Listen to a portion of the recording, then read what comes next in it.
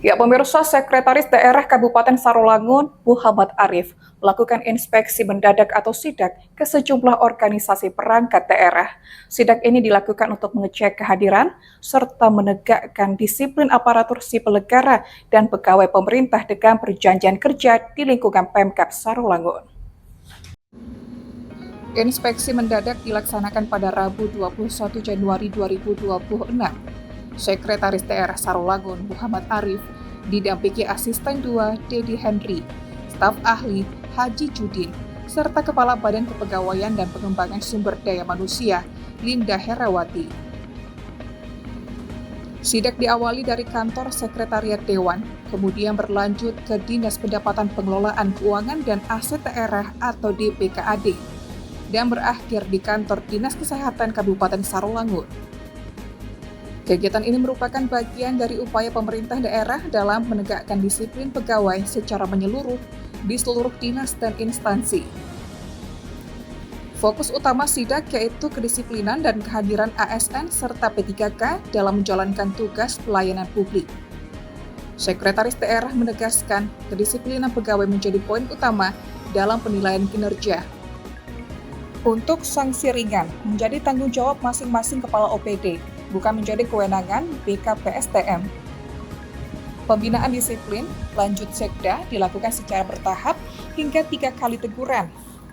Apabila ASN atau P3K tetap tidak mematuhi aturan, maka akan diproses di tingkat kabupaten untuk dikenakan sanksi lanjutan sesuai ketentuan yang berlaku. Sekda juga menyampaikan pada tahun 2025 lalu, Pemkab Sarolangun telah menjatuhkan sanksi pemberhentian tidak dengan hormat atau PTDH kepada 6 orang ASN akibat pelanggaran disiplin berat. Selain PTDH, sanksi lain yang dapat dikenakan antara lain penurunan pangkat, penurunan jabatan, serta sanksi administrasi. Khusus di sektor kesehatan, hasil evaluasi menemukan masih adanya dokter ASN yang tidak memenuhi ketentuan disiplin kepegawaian, sehingga diberikan sanksi sesuai aturan. Penegakan disiplin ini juga berlaku bagi P3K termasuk P3K paruh waktu. Sekretaris daerah meminta seluruh pegawai meningkatkan kedisiplinan sepadan dengan status dan tanggung jawab kepegawaiannya. Dari seluruh PD di Pemkab Sarolangun ini masih ada 3 yang tersisa ini. Jadi kami sudah ke BPKD, sekarang di Dinas Kesehatan, nanti selesai terakhir kita ke Dinas PMDKSD. Berarti hari ini ada 3 OPD. Ya, PD terakhir yang kita lakukan peninjauan. Sekwan mungkin nanti terakhir sekali karena saya nanti perlu juga koordinasi dengan unsur pimpinan dan anggota dewan. Karena kemarin baru 2 yang sempat saya ketemu, pimpinan, kemudian komisi 1 dan Banggar, yang belum lagi masih komisi 2 dan komisi 3. Berarti ini masih ada kaitannya dengan penegakan kedisiplinan? Iya, saya sampaikan terkait penegakan kedisiplinan bahwa sekarang aturan kedisiplinan itu makin ketat. Kita sudah share ke masing-masing OPD agar setiap OPD untuk penindakan atau pembinaan sanksi ringan itu berada tanggung jawab kepada OPD masing-masing. Jadi jangan dibebankan kepada BKPSDM. Tapi kalau sudah dalam rangka pembinaan di sanksi ringan ini 3 kali level ya, 3 tingkatan ini tidak juga dipatuhi, baru nanti diserahkan ke BKD untuk ke sanksi ringan, ke sanksi sedang berat. Tapi mudah-mudahan biasanya kalau kita tegakkan aturan itu biasanya yang bermasalah itu mereka akan lebih hati-hati dan mereka akan patuh. Kalau tidak kita akan ambil tindakan.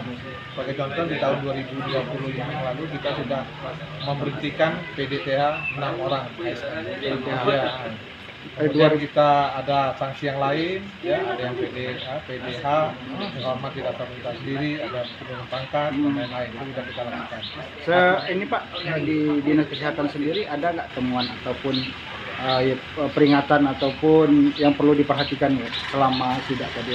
Ya, kalau sama sidak saya lihat tadi kan terkait dengan saya sampaikan bahwa hasil dari evaluasi kemarin dari kesehatannya ada beberapa dokter ya yang memang mereka terpaksa kita PDTH kan karena memang mereka tidak mematuhi aturan yang ada.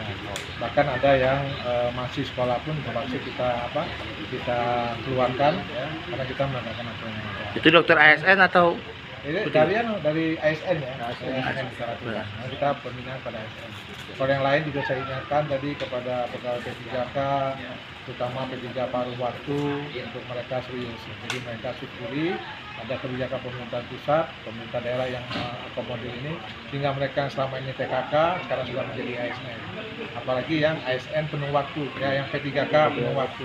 Mereka mendapat gaji yang mendekati kan dengan gaji PNS. Nah ini juga mereka tunjukkan dengan kinerja mereka, kedisiplinan yang baik. Kalau tidak, mereka juga akan ditaati. Karena mereka juga otomatis nanti selama 5 tahun akan dievaluasi kembali. Jadi kalau ada bermasalah bisa saja tidak diperpanjang. Purwoko, JEK TV melaporkan.